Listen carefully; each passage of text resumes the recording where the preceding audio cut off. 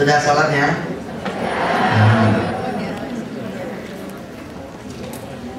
Bismillahirrahmanirrahim. Assalamualaikum warahmatullahi wabarakatuh. Gerakan sholat tepat waktu pun, mudah-mudahan semua yang hadir di sini besok bisa menjadi sahabat-sahabat saya, nularin yang lain tentang kesalahan kita. Betul-betul kita nih banyak salahnya. Karena itulah rezeki kita tidak ada. Kalaupun ada, sedikitnya kita nikmatin. Rumah gede, ya, tapi anak-anak nggak ada. Atas nama studi keluar kota, keluar negeri, mereka sekolah di sana. Lalu kita berduaan, ya, atas nama rapat, pengembangan usaha, suami nggak pernah ketemu istri. Kita kan pengennya nggak begitu kan? Kita pengennya kaya raya, tapi sama istri deket, sama anak kita bisa bawa dia ke masjid, gitu kan? Nah ternyata salah satu kesalahan kita adalah cara kita menghormati Allah. Cara kita menuhankan dia itu salah sudah. Salah betul. Dari urusan yang wajib saja kita sudah salah. Coba ya, ilmu ini ilmu sederhana, tapi ilmu ini insya Allah akan nempel abadan-abadan di pikiran Bapak dan Ibu, insya Allah. Sebagaimana dia nempel juga di pikiran saya sampai hari ini.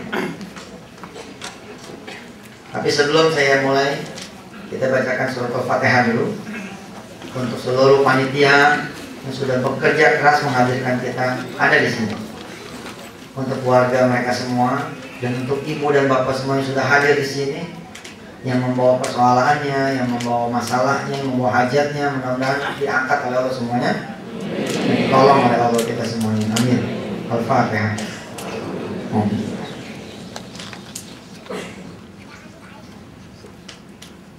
Iya.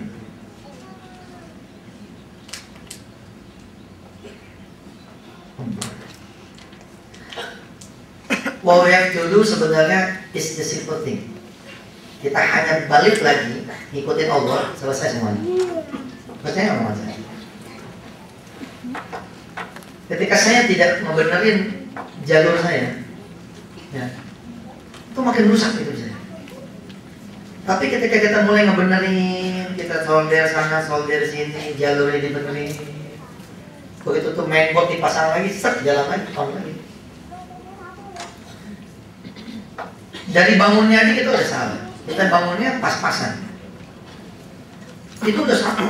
Maksudnya kan 1 jam sebelumnya, 1,5 jam sebelumnya, kita bangunnya pas-pasan. Dalam kondisi capek, lelah, alhamdulillah, harus bin nikmah, mudah-mudahan bukan ria, bukan sumah. Kita memang bangun. Bangun yang tiga. Ya, kita perlu istirahat, tidur lagi. Saya yakin saya pasti bangun apa? Karena saya udah pesan sama teman-teman Semarang, tolong bangunkan saya. Pas bangun lagi. Benerin pohon yang doyong. Benerin. Begitu dia berdiri tegak, udahlah, Allah akan beresin semuanya. Bahwa kita ini ada, wa ma khalaqtul jinna wal insa illa liya'budun. Kita ini ada kan buat beribadah, maka Allah akan ongkosin kita. Tapi kita ini nyari sendiri gitu. Nyari sendiri. Without him, tanpa dia. Seusia kita saat ini nih, seusia kita, seusia saya yang sudah menjelang 33, Bapak dan Ibu barangkali menjelang 53, ada yang menjelang 63. Ya maaf ya, makin kadang-kadang nih kita nih makin jadi, makin berani mau. Bapak Ibu dan Allah, tanpa sadar kita ini sering memberi perintah kepada Allah. Sering memberi perintah kepada Allah. Perintah apa? Perintah tunggu. Perintah tunggu. Allahu Akbar, Allahu Akbar. Tunggu ya. Masa Allah disuruh nunggu? Memang capek loh. Pakai nyuruh-nyuruh Allah kan gitu. Andai kita boleh memvisualkan Allah itu benar-benar turun datang. Lo kok tega sih kita nyuruh dia nunggu di pojokan? Sedangkan dia adalah Tuhan kita yang memberi kita makan, memberi kita hidup, memberi kita kebahagiaan, memberi kita senyuman. Allahu Akbar, Allahu Akbar. Tunggu ya. Lagi kerja, lagi dagang, lagi di toko, lagi di pasar, lagi di mall, lagi arisan, jelek banget, lagi masak, ya Pak, lagi meeting sama klien, lagi ketemu sama orang, sehingga kayaknya Allah nggak penting itu. Kalian lebih penting sama dunia kalian ya. Padahal Allah tuh datang bawa apa sih? Bawa apapun yang kita butuhkan. Hayya 'alas shalah.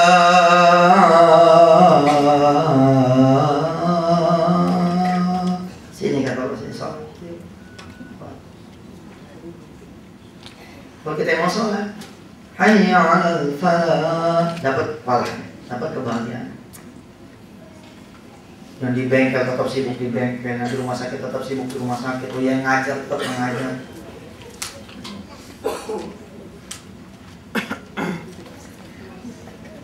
Kenapa tidak ada alarm dalam diri kita? Bentar lagi Allah datang. Oke, siap-siap kita. Tadi speednya gigi 5, mulai 4, 3, 2, 1, 0. 2 menit, 3 menit, atau 5 menit before azan, kita sudah ada di atas sejadah. Ketika Allah dan para malaikat turun,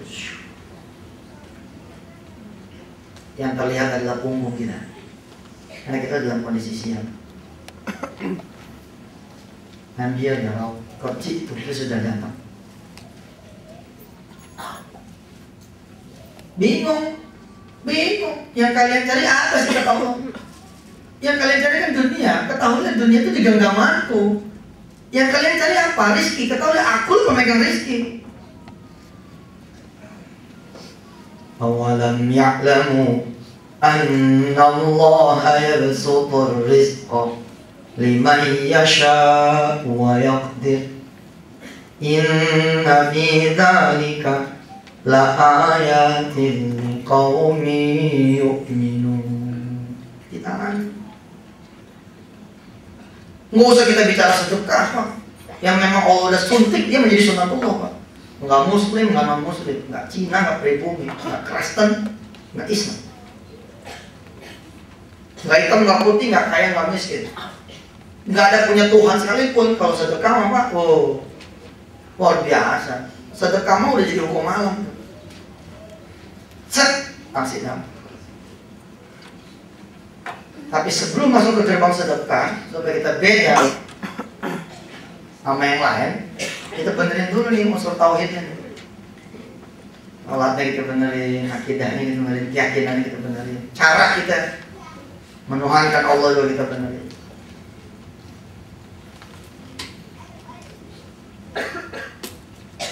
Sebelum Allah turun, kita udah warning hati kita. Bentar lagi Allah datang. Iya. Mau lagi kita rapiin semuanya, kemudian jalan kita ke wudhu. Kita siap-siap sholat. Jangan sampai terjadi kasusnya seperti seorang ibu, dia datang ke anaknya. Nah, besok kamu ada di tempat. Ada nih. Dan mana-mana ya, jam 8 aku mau datang. Baik nih. Besoknya, seperti yang sudah dijanjikan, si ibu datang. Tapi rumah kita kosong, Pak. Oh, kita dikasih lupa. Kita pergi. Ibu kita telepon. Belum Mas, kamu kemana? Ibu udah datang. Wah, lupa Bu. Kira-kira gimana tuh kalau dia adalah seorang ibu kita gitu? Atau kita yang jadi dia gitu? Kamu tuh gimana sih nak? Jauh-jauh loh ibu datang. Kamu udah tahu juga janjian. Allah itu datang, kita janjian sama dia. Bujur lintang selatan timurnya udah ditentukan, kiblatnya udah ditentukan, menit detiknya pun ditentukan, tempatnya pun ditentukan. Kita nggak memahami. Di dalam CD yang dibagikan barangkali nggak tahu CD yang dibagikan apa judulnya? Ya apa yang dibagikan judulnya? Judulnya apa yang dibagikan? Hah? Oh, di dalam judul ada CD saya judulnya Wasiat Rasulullah.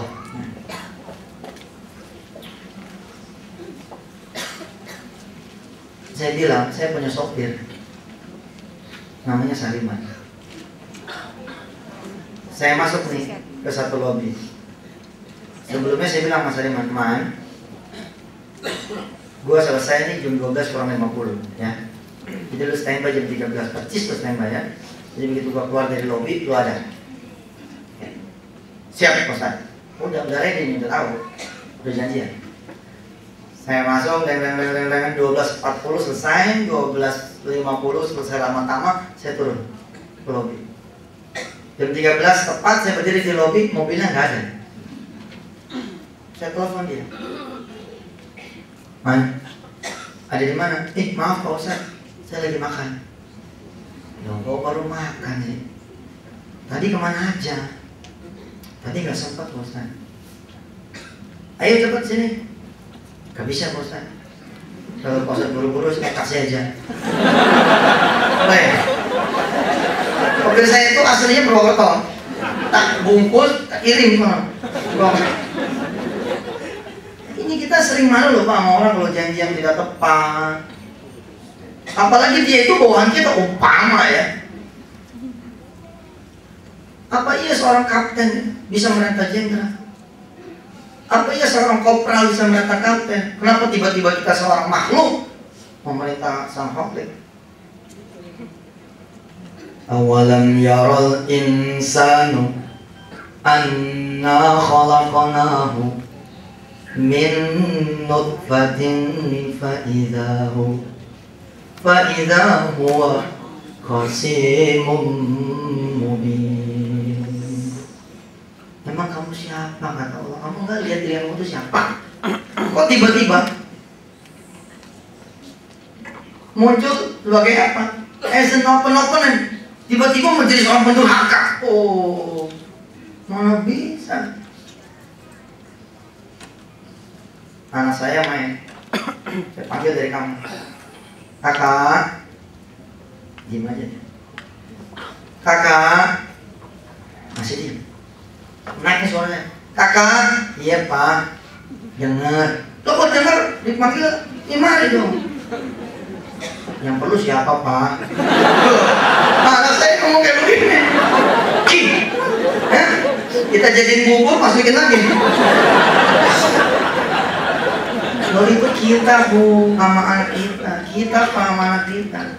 Harusnya kalau si lokah ini kita pakai sama kita punya Tuhan, sama kita punya Allah. Makanya saya mah ilmu saya cek, benar apa? Jangan sampai Allah nunggu saya, dia begitu. Jangan sampai Allah nunggu saya. Alhamdulillah tuh rada kejaga, ya ada medisnya. Tapi lumayan kalau dulu sering telat. Tepat waktunya jangan. Jangan sampai Allah nungguin kita. Beres ini. Habis beres itu urusan yang wajibnya, baru sayap-sayapnya, termasuk diantaranya sedekah. Tapi rapiin dulu. Nah, ke depan hari-hari selanjutnya ada tugas ini. Alhamdulillah saya merasa saya punya teman-teman yang akan berjuang bersama saya. Saya punya lagi saudara-saudara saya yang baru, yang ketemu siapa saja besok sudah mulai bersuara. "Mas, kita ini sering memberi perintah sama Allah. Perintah Allah. Lalu ketemu teman begitu. Dulu ketika kita mimpin sidang sebagai the owner nih, apa kita ngomong? Baik, saudara-saudara semua peserta rapat, dari 4 program yang kita bicarakan, ini baru 3 yang selesai, tinggal 1 lagi. Tapi ini sebentar lagi azan berkumandang. Kita sepakati dulu, kita teruskan. Nanti kita sholatnya habis makan siang, setelah selesai rapat. Itu kita. Padahal kita punya posisi, tapi posisi kita ini malah menjadikan kita orang yang membawa orang lain malah jadi jauh sama Allah. Harusnya kalimatnya begini, peserta yang dirahmati Allah, alhamdulillah sudah 3 program sudah kita bahas. Tinggal 1 mah gampang lah, Allah lebih penting. Nih 10 menit lagi Allah datang, baik kita tutup saja. Bila lekor, assalamualaikum warahmatullahi wabarakatuh. Selesai. Oh tinggal 1 ini biar aja. Allah yang penting daripada yang 1. 3 tidak terbahas pun biar aja.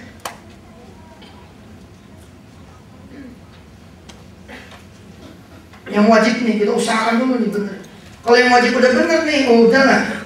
Urusan utang, urusan penyakit, urusan jodoh, urusan yang lain-lain itu bener dengan sendirinya. Subhanallah, ajaib, miracle. Saya begitu. Sampai 2003, tuh masalah saya nggak selesai. Saya datang seorang alim ulama. Saya ditanya sama beliau, ya sholat lohor, udah malam. Kapan? Barusan. Saya datang 1:30. Berarti barusan tuh 1/4. Iya malam, bagus. Pantes nih. Sholat lohornya berapa rakaat? Nah, ayo, sholat lohor berapa rakaat? Saya mau jawab tapi kayaknya bukan pertanyaan. Masa sholat lohor ditanya? Emang muka kita bukan muka Ustaz apa?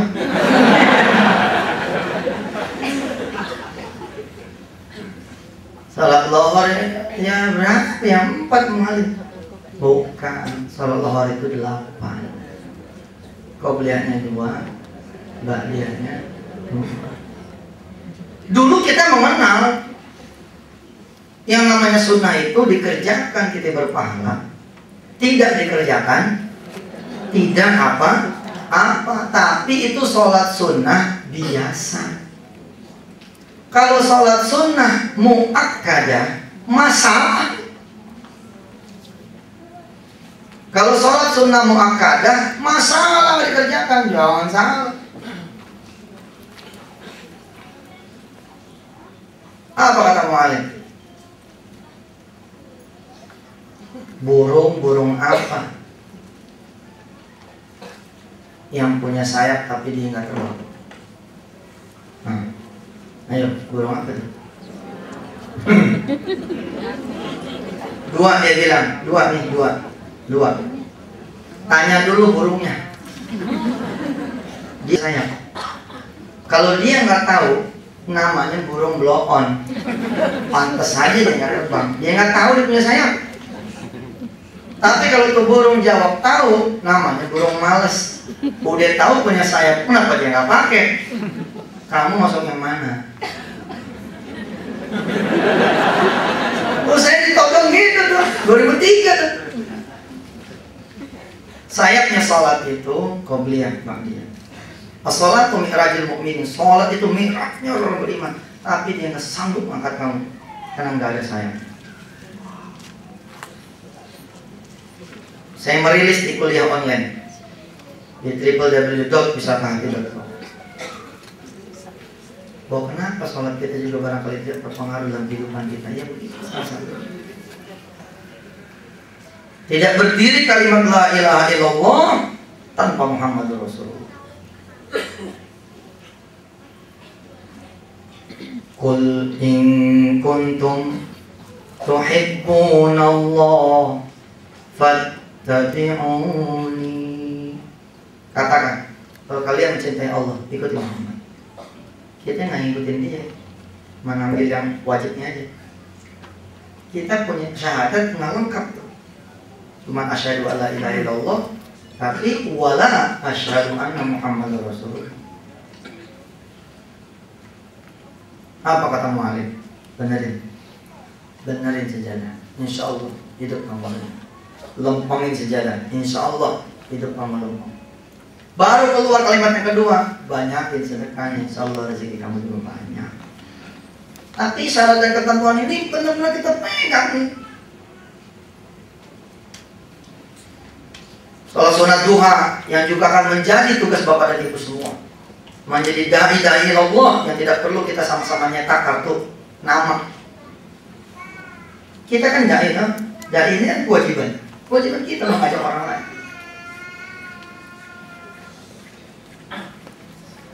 Sholat duha tuh yang kita akan gelorakan bersama. Itu utang kita tuh bukan main tuh banyak. Dari pagi sampai pagi, dari ujung kepala, ujung rambut nih, sampai ujung kaki nih, kita disuruh bayar sama Allah. Dari mulai pagi sampai pagi lagi. Apa kata Allah? Nggak ada yang sanggup kalau kamu aku tarik bayaran. Nggak ada yang sanggup.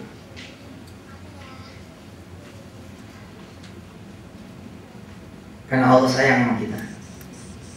Lalu Allah berfirman lewat hadis qudsi, cukup dengan sholat duha 2 rakaat, maka kewajiban bayar kamu kepada diriku gugur. Cukup. Nah sekarang kita nggak sholat sunat duha. Wajar nggak tiba-tiba ada seorang pengusaha datang, Ustaz, masya Allah, 3 tahun anak menjaga anak punya usaha, habis. Rupiah demi rupiah anak kumpulin, tiba-tiba gone away, hilang. Kita koreksi ini dari mulai sholat yang wajib. Apa dia bilang? Anak jelek-jelek begini Ustaz, anak haji. Lihat jenggot anak dia. Jenggotnya bagus. Jenggot bagus, masa nanya sholat? Jenggot dilihat dong. Oke Ji, kalau sholat wajib ente beres, bagaimana cerita sholat sunnah? Emang nih. Kalau sholat sunnah emang enggak. Emang gimana? Emang jauh dia bilang. Anak rasa sejak anak punya toko, itu toko seperti merampas kehidupan anak. Anak sulit bangun malam karena tidur udah larut malam. Anak berangkat juga gelap-gelap, udah belanja sana, belanja sini. Kalau lagi belanja di pasar juga tuh udah kayak lupa ngobrol. Oh jadi namanya tuh ente utang juga ditagih. Ada yang ditagih harian, mingguan, bulanan, atau ditungguin. Nah barangkali udah nyampe kontraknya nih, tahun ketiga dia ditungguin, dong habis. Bayar. Sekarang kita hitung sama-sama. Saya setiap hari, Anda setiap hari ditagih 2 rakaat utangnya tuh. Kali 365 hari dalam setahun, berapa tuh? 730 rakaat. Mana yang agak tuaan dan nggak usah tua, agak tuaan. Nggak ada tua di sini, yang muda semua. Coba, siapa ya? Nih, umur berapa sekarang? Iya, 40. Kapan terakhir saudara ingat istiqomah sholat duha? Tiap hari sholat duha. Sejak kapan? Udah 2 bulan. Ya bagus, nggak apa-apa, lumayan. Oke, sekarang kita hitung. Umpama dia balik umur 10 tahun, ya, berarti 40 dipotong 10, 30 tahun. 30 tahun kali 730 rakaat, itu dosa dia tuh. Betul itu, utangnya sebenarnya itu. Sadar nggak kita punya utang gitu banyak?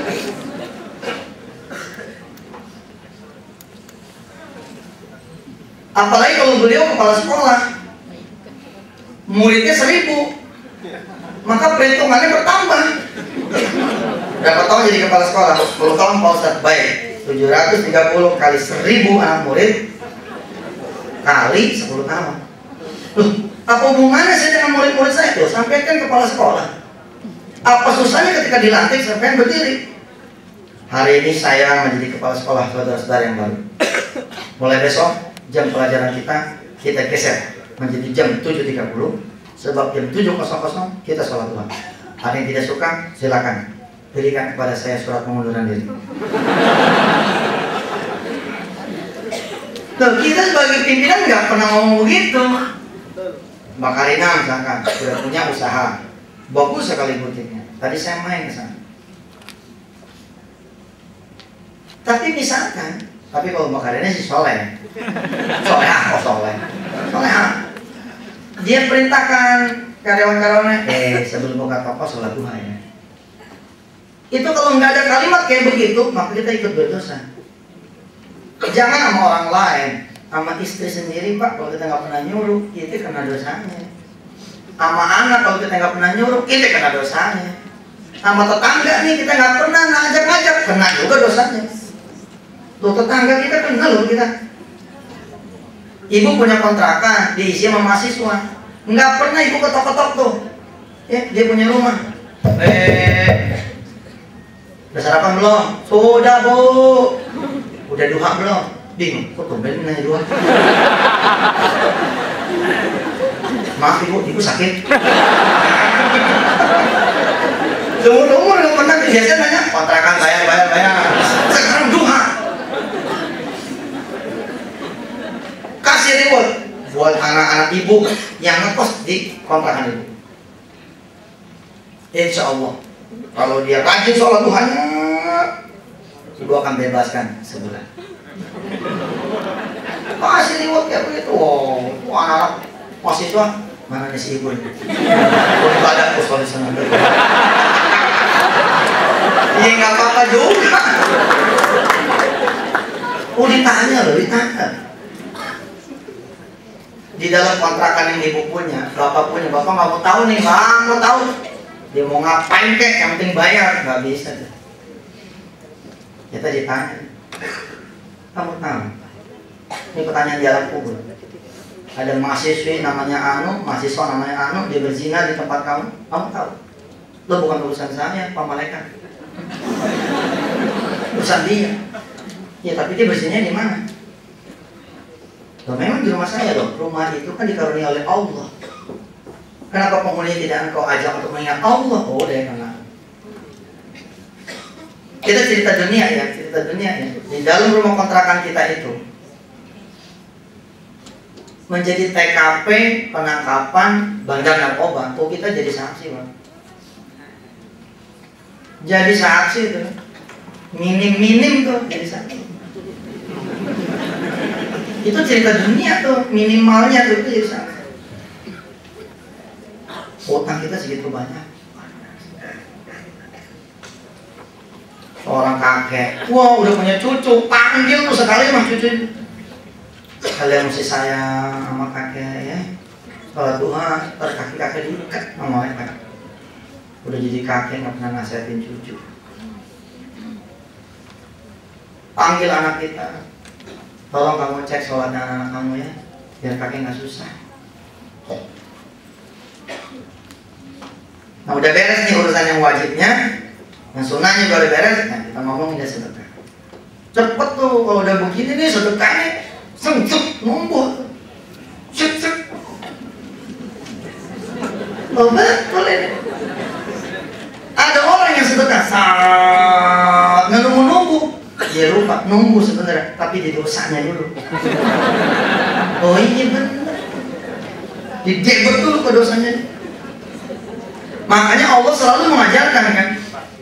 Yudha'af lahul 'adzab yaumal qiyamati wa yakhlud fihi muhana illa man taba wa amana wa 'amila 'amalan shalihan fa'ulaika yubaddilullahu sayyi'atihim hasanat wa kana Allahu ghafurur rahima.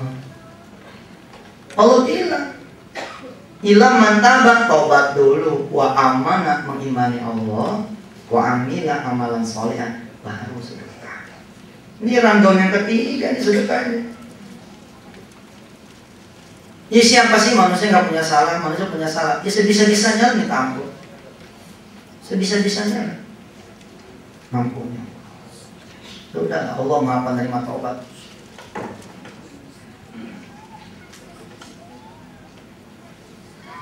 Saya meyakinkan diri Bapak dan Ibu semua ya, benar. Nyari rezeki ini asli. Saya bilang sama teman-teman saya yang pada nganggur sini, gua nggak perlu ngomong banyak ya.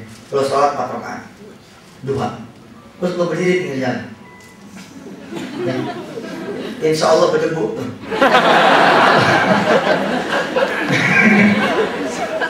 Allah saya pernah jajah. Dokter Sagiran pernah ke rumah saya, yang dulu yang masih di gang kecil. Umi juga pernah ke rumah saya, yang dulu di gang kecil. Itu 5 tahun yang lalu nggak hidup tuh jalan, mati. 5-6 tahun yang lalu itu cuma gang kecil yang betul-betul tidak ada penghuninya. Nggak ada orang lewat apa, nggak ada seperti sekarang. Jadi ketika saya ngetes di 4 rakaat di pagi hari dan berdiri betul-betul di gang saya, itu memang terus nongol. Sekedar kayak ngejajal, bener nggak sih diantar?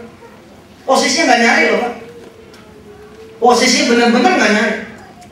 Kita cuma sholat 4 rakaat, kalau berdiri aja pengen jalan, tungguin aja. Saya nggak bercanda ketika saya bilang sama teman-teman, kalau lo yakin tuh jajan, nggak usah lu jalan di atas api, ngapain juga? Begini jajan mah, tauhid, lakukan. Sholat dan 4 rakaat berdiri, insya Allah terjadi sama saya. Terjadi tulis sama saya. Ada aja itu yang datang nawarin kerjaan. Kita bicara tentang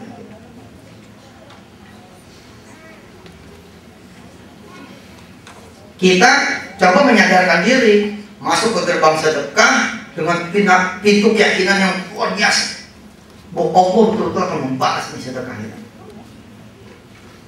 Ada teman saya namanya Yusuf di Surabaya, nggak sengaja yakinnya. Lo beneran nih, nggak sengaja yakinnya nih. Tapi jadi. Bagaimana kita yang meyakini ini hakul yakin? Hadza minallah. Saya bilang ya sama teman-teman, sedekah mah kayak buang biji cabai. Kita nggak sadar nih makan cabai, ada sisanya nih di ujung kita punya tangkai kan? Ya, habis makan cabai kan bisa makan tahu nih. Begitu makan cabai, tahunya jatuh.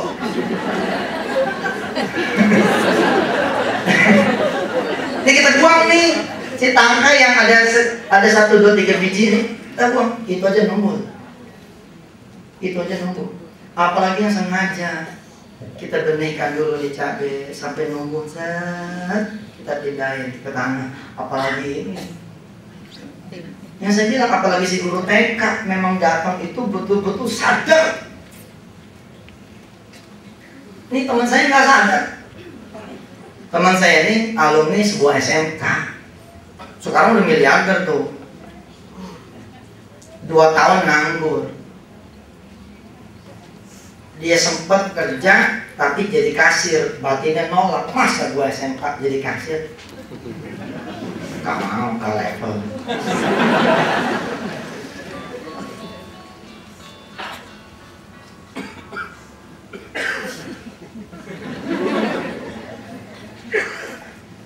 Terus setelah dia tolak, 2 tahun mati lampu. Mati lampu total. Nggak ada yang nawarin kerjaan, nggak ada informasi tentang pekerjaan. Hingga kemudian dia datang ke Allah. Dia datang ke pengajian, Allah berkalam tuh lewat mulutnya si Ustaz. Apa kata si Ustaz? Bangun malam deh, jangan nyari kerjaan, cari Allah aja. Nanti Allah yang akan anterin pekerjaan buat kamu. Coba jajal tuh, sholat malam 40 malam berturut-turut. Insya Allah di malam yang ke-41 kerjaan pasti dapat. Yakin. Bismillah deh sholat. Sampai malam ke-35 itu kira-kira nih cerita. Itu anginnya aja nggak ada. Kali itu ada yang, woi, nggak ada. Sepi jemplit.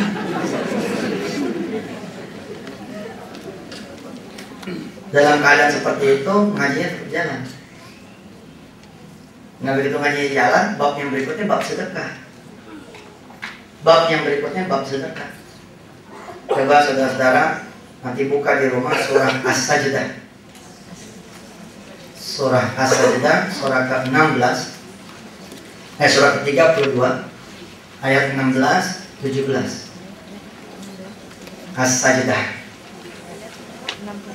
ayat 16, 17.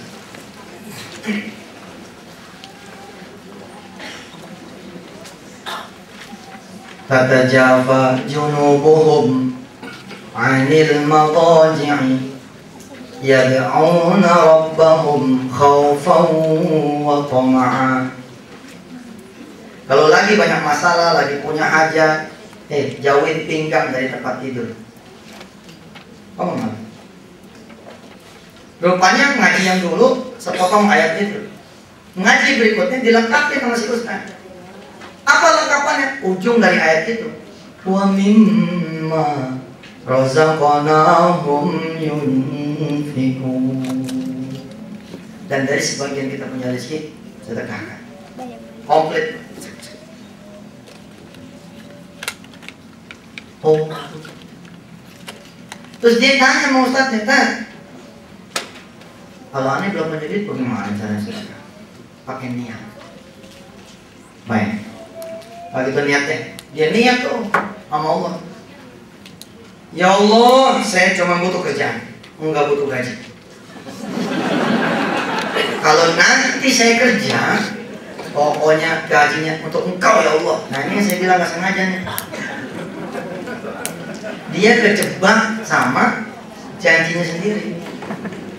Salah tuh semuanya. Harusnya begini doanya, ya Allah, kalau saya kerja nih ya, gaji bulan pertama untuk Kau lah. Gitu kan, biasa kan kita gitu dong. Nazarnya, niatnya. Tapi dia enggak, kalimat itu salah. Ya Allah, saya cuma butuh kerjaan, enggak butuh gaji. Kalau saya nanti kerja, gajinya untuk Engkau. Mantap. Didengar sama Allah. Emang doa tuh mesti mantap, kalau enggak. Hari ke-40 ada tawaran kerja. Bawa nih surat lamaran. Assalamualaikum, benar ya di sini butuh karyawan. Oh betul mas. Kalau gitu ini CV saya pak. Oh bawa aja, nggak pakai CV. Dia mikir, oh ini nih gara-gara tahajud. Gak perlu CV, wah. KTP-nya aja sini, keluarin KTP-nya, cabut kasih. Maaf pak, nanti posisi saya di mana ya? Katanya orang, posisi Anda itu bisa di lantai 3, bisa di lantai 2, bisa di lantai 1. Ya? Bisa di depan, bisa di belakang, gimana aja pokoknya. Mas, posisi buat sampean tinggal office boy. Mau nggak? Itu ngomel tuh dia. Ini teman saya Madura bang. Gila, gua sholat 40 malam. Cuman ini doang. Kalau begini mah gua gak usah sholat juga bisa. Tapi dia istighfar. Iya ya. Dulu saya salah tuh, nolak pekerjaan kasih. Dia nggak mau lagi ngulangin kesalahan yang kedua. Lagian dia bilang yang salah saya kok. Saya cuma minta kerjaan toh. Nggak ngomong kerjaannya apa. Ya begini nasibnya. Ya sudahlah, bismillah, saya terima, diterima. Diantengin, udah sementara sholat malamnya terus. Nah ini hebatnya bang. Beda sama kita. Kita kalau sudah sampai terminal berhenti. Dia nggak terus. Ya. Kemarin doanya bekerja, yang sekarang doanya rubah ya Allah. Rubah. Naikin terus derajat saya. Sampai hari ke-28 gajian. Yang lain seneng, dia mikir. Ini saya bilang nggak sengaja nih, kejebak. Wah yang gimana? Saya udah terlanjur janji. Nah, pusing ngadep. Terima tuh amplop 250 plus 150 400.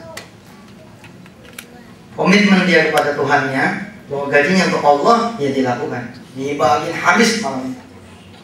Nomor 1 bulan pertama yang dia bagi ke ibunya. Dan ke ibu juga sedekah kan? Ke ibunya berangkat. Assalamualaikum mak. Ini gajian saya mak, buat mak. Alhamdulillah, kamu udah nyisain, udah majani tanya. Aduh, saya sedih Mak. Emak jangan ada sedih. Emaknya gak ada perasaan lagi. Ya udah kalau alhamdulillah.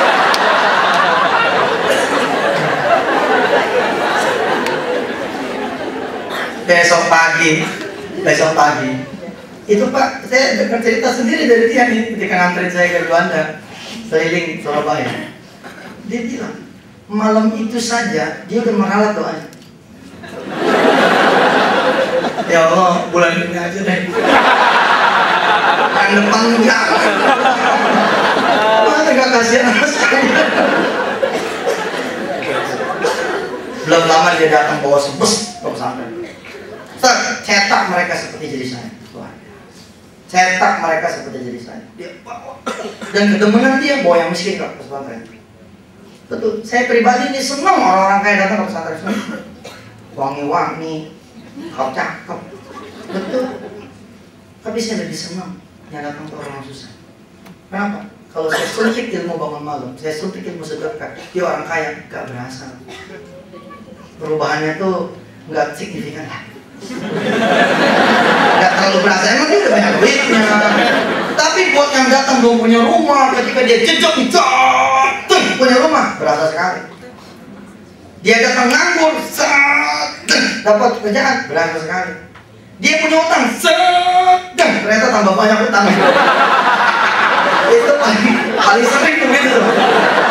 Utang ngadu, jalanin, tapi makin banyak utangnya. Tidak. Dia udah ralat tuh. Besok paginya Pak Bu, dia merawat ulang ini doanya. Dia kembalikan lagi ke posisi semula. Kenapa? Karena hari itu ada keajaiban. Pagi-pagi teman SMK dia datang nitip motor. Klasik lah, cerita sedekah kan klasik. Begitu aja. Min haitsu la yahtasibnya tuh nggak jauh-jauh modelnya gitu. Ada teman nawarin kerjaan, ada teman nawarin utangan, ada begitu. Klasik banget. Tolong jualkan motor saya Mas. Sore itu juga laku. Langsung berapa duitnya dikasih, dicabut sama itu teman, seret, dipulangin. Pulangin itu 400. Dia cerita sama saya, kalau saya sopir angkot, baru keluar, udah lunas, sisanya tinggal untungnya. Saya menangis, padahal baru semalam saya khawatir. Oh, bagaimana hidup saya? Padahal gaji ini aku sedekahkan semua untuk kau. Allah sudah jawab kekhawatiran. Akhirnya dia bilang, ya Allah, saya ralat. Doa saya terusin. Kenapa? Karena hari pertama dia udah untung. Jadi pulangnya itu, pas pulang ada teman dia sekantor, motornya nggak bisa dibawa karena rusak. Dikasih itu 100.000. Tolong bawa besok ini motor saya ke bengkel. Terus dia nanya, kalau saya betulin boleh Mas? Kamu mau bisa? Jajal-jajal aja. Ternyata hanya modal amplas, benar. Sebulan itu Pak Bu, sebulan itu kan satu sumur ditutup sama dia nih. Sumur berupa gajinya dong, ditutup sama dia. Allah hadirkan 10 sumur yang lain. Barokah betul hidup. Besoknya yang punya motor datang dikasih Mas ini STNK ini kuncinya, motornya sudah rapi. Tuh, nggak dibawa ke bengkel? Kalau enggak, ya sudah, di tempat kamu. Siangnya ada ibu-ibu di lantai 2 nyuruh dia beli ketoprak. Dan ini kejadian biasa, nggak istimewa ya, mau ditugasin itu. Loh iya, mau terima nasib tugasnya. Tapi hari itu jadi istimewa, kenapa? Karena dia sudah meng-closing dengan sedekah. Jadi different. Kerjaan boleh sama, tapi kalau dihantar ya dengan kekuatan yang berbeda juga hasilnya. Beli ketoprak, beli teh botol 2.500, duitnya 50.000, kembaliannya 47.000. 2.000 ketopraknya, teh botol 700, 2.700 saat itu. Jadi dia masih dapat 40 7.300. Ditanya sama si ibu ini, nggak pernah si ibu ini perhatian, hari itu perhatian. Kenapa? Karena bibirnya Allah yang gerakkan. Sudah makan mas? Alhamdulillah sudah. Oh kalau sudah, duitnya pegang. Duitnya pegang. Terus begitu tiap hari gitu. Sampai dia bilang, saya ya Ustaz, lewat dong jadi duit. Lewat dong saya jadi duit. Saya nanya sama dia, gimana mas lewat dong jadi duit? Begini, ini ada orang nih, saya permisi sama dia. Permisi mas. Dipanggil loh pas ini mas. Ini buat sampean.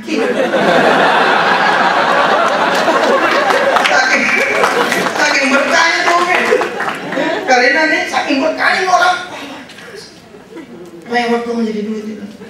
Total jenderal 1 bulan pertama itu 4 jutaan. Nah itulah sama dia doanya diralat. Dia bilang ya Allah, gue cabut peralatan. Gue kembalikan lagi ke posisi semula bahwa aku hanya butuh kerjaan. Gajinya untuk engkau. Asal seperti ini.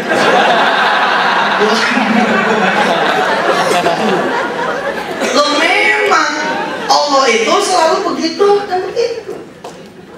Jangankan urusan karunia, urusan ampunan pun Allah seperti ini.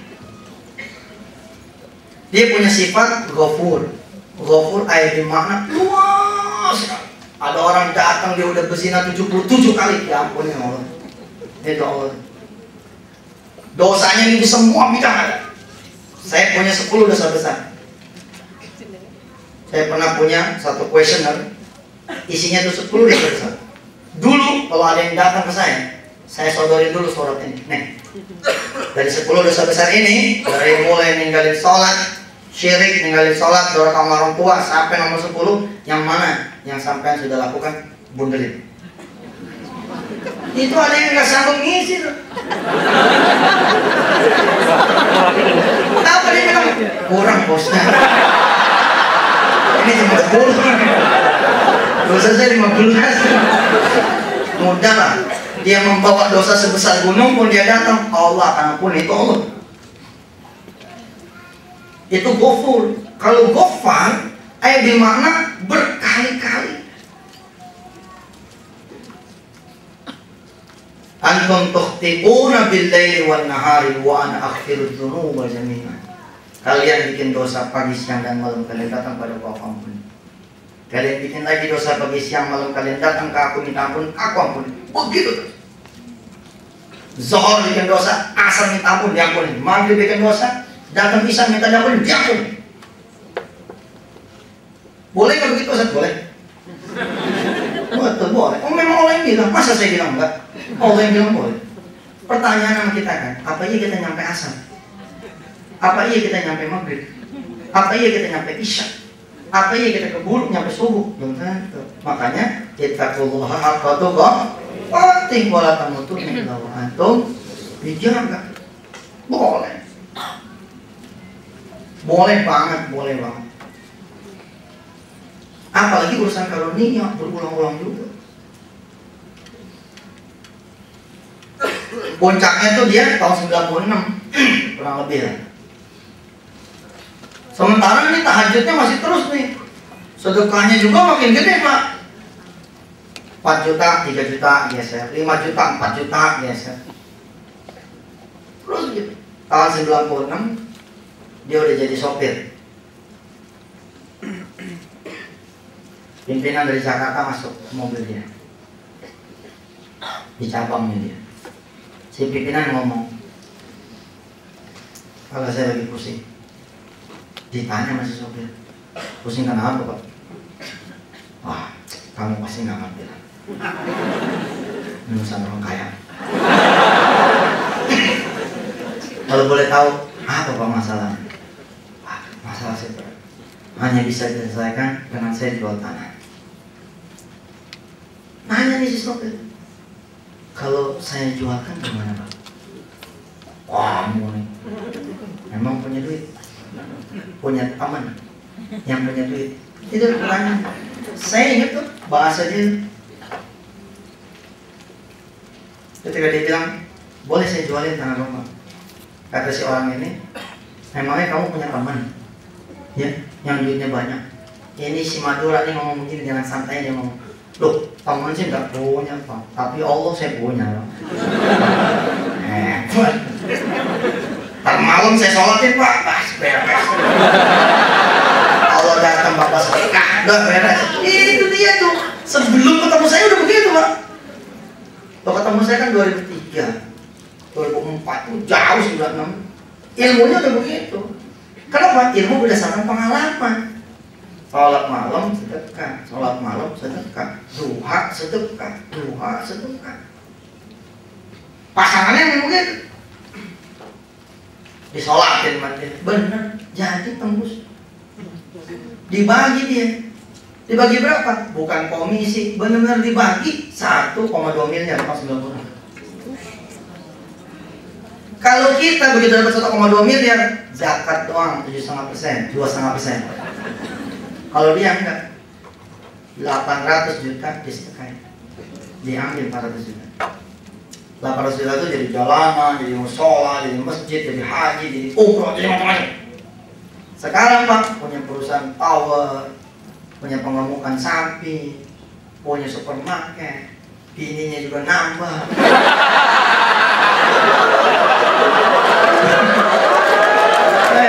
Kalau alam itu yang terakhir,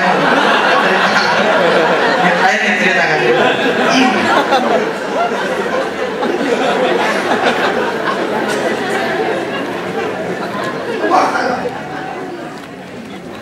Kajiannya